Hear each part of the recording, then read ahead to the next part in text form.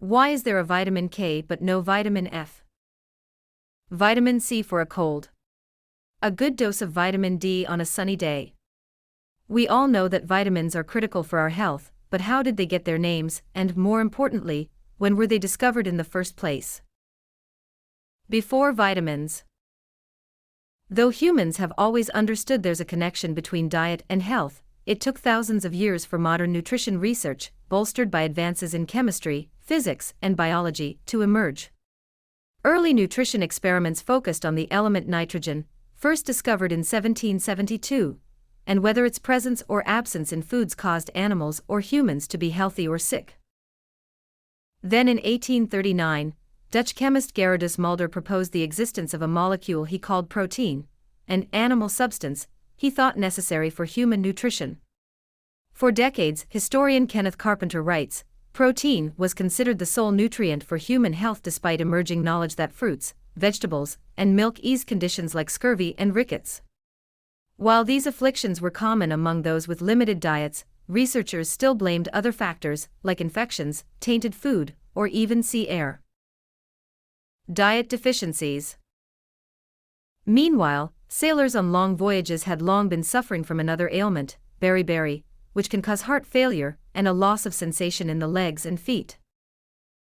Japanese naval physician Kanehiro Takaki had a theory. In the 1880s, he noticed that poor civilians were likelier than their richer counterparts to develop beriberi, and suspected their diets, and a lack of protein, may play a role. Meanwhile, Dutch Army doctor Christian Eijkman had developed his own theory about beriberi after experiments with chickens. Chickens who ate the white rice common on Japanese naval vessels had similar symptoms. On the other hand, poultry who dined on brown rice provided by a cook who refused to give military rice to civilian chickens stayed healthy. Here is a picture of common beriberi issues. Eijkman pursued that line of research, discovering that prison populations fed white rice were also afflicted with beriberi. Was the white table staple part of the problem? Vitamins for health. Polish chemist Casimir Funk zeroed in the hull and bran polished off processed rice, and began his own experiments with pigeons in early 20th century. Pigeons fed only white rice became ill, but improved when fed rice bran and yeast.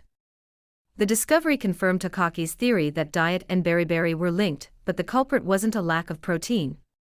It was a lack of another substance. Funk theorized in 1912, a nitrogen-containing compound he called a vitamin, combining the Latin word for life with amine, a name for a compound that contains nitrogen. The discovery of vitamins sent a shockwave through the scientific community, suggesting that diseases might be caused by nutritional deficiencies, and cured by adequate amounts of the newly discovered compounds. A monotonous diet ought to be avoided, Funk declared. Researchers rushed to isolate other micronutrients associated with diseases like rickets, scurvy, goiters, and more. Around the time Funk coined the term vitamin, American nutrition scientist Elmer McCullum conducted a variety of feed experiments with different animal populations and discovered that an accessory substance contained in some fats was essential to rat growth. That fat-soluble substance became known as vitamin A4 accessory. McCullum and others also conducted further experiments with Funk's rice bran-derived nutrient, naming it vitamin B after beriberi.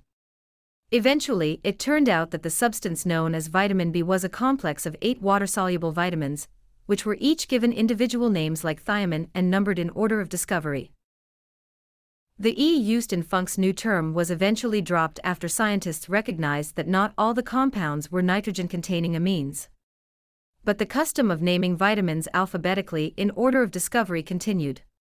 Today, for fat-soluble vitamins, A, D, E, and K, and 9 water-soluble vitamins, vitamin C, and the 8 B vitamins, B1 thiamine, B2 riboflavin, B3 niacin, B5 pantothenic acid, B6 pyridoxine, B7 biotin, B9 folate, and B12 cobalamin are considered essential to human growth and health. Vitamin F. Only one vitamin bucked the osological naming system, vitamin K, discovered by Danish researcher Carl Peter Henrik Dam in 1929. The substance should have been in line to be called vitamin F given its discovery date. But Dam's research revealed that the vitamin is essential for blood coagulation, known as coagulation in the German journal that published his research, and his abbreviation for the vitamin somehow stuck. It's been decades since the last essential vitamin, vitamin B12, was discovered in 1948. Since then, researchers have focused on the substance's health benefits, learning more about the links between vitamin deficiencies and disease, and using them to treat conditions like pellagra and anemia. However, it now appears unlikely that scientists will ever discover a new essential vitamin. But even if there's no vitamin F or G in our future, that doesn't mean nutritional discovery has halted. In fact, nutrition research is more advanced than ever before, allowing scientists to delve into the secrets of even tiny traces of micronutrients that affect human health. If the golden age of vitamin discovery was an appetizer of sorts, scientists are hunkering down for the main course, a rapidly evolving understanding of the ways food shapes our lives, one microscopic substance at a time. Thanks for watching. Don't forget to like and subscribe.